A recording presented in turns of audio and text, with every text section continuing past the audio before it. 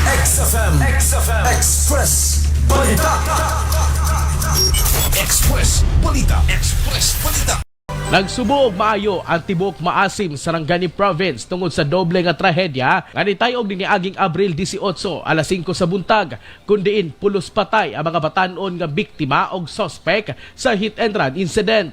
Subay sa Maasim Municipal Police Station, samtang gahulat og kauban sa National Highway nga bahin sa Barangay Cabatiol ang duha ka batan-on aron mag-jogging, kalit lang matud pa sila gibangga sa puti nga sakyanan. Sa kakusog sa impact, lagpot ang biktima nga gikamatyan ni Prince Aljun Licanda, 14 anyos ka residente sa Barangay Cablacan sa nasampit nga lugar, samtang ang laing biktima ang gidala sa Jansan alang sa operasyon. Human sa insidente, imbestabangan sa sospek kagilang si Jasper Ayan Cabaraban. Ang mga biktima ni sibat kini palayo apan tungod sa kapaspason sa iyang pagmanehog sa sakyanan og nakapalong ang suga. 2 ka kilometro gikan sa hit and run incident, gibangga niini ang ubos nga bahin sa dagdagan nga Fuso truck van nga gimanehuan ni Jesus Sabando Jr., residente sa Barangay Mabuhay, Jansan. Dayon nalusot sa ubos, hinungdan sa kamatayon sa nasampit nga driver. Sumala ni Patrolman Joel Kina, investigador sa Maasim MPS, nga gikan sa party na hiskutang driver sa sakyanan. Ano na nausab inisyal nga settlement ang pamilya sa mga namatay,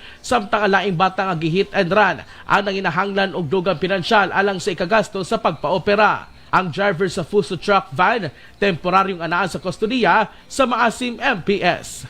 Accident prone po na dyan, sir. Nag-attend daw na og graduation, celebration, sir ba? Kaya graduation man gapon rin sa Golden State College, Maasim. Guro na, batkada guro niya, sir, ituan niya. Wala na po kabantay ito ang iyang gatuan dito, nga maulit na din na ina ng oras, ha?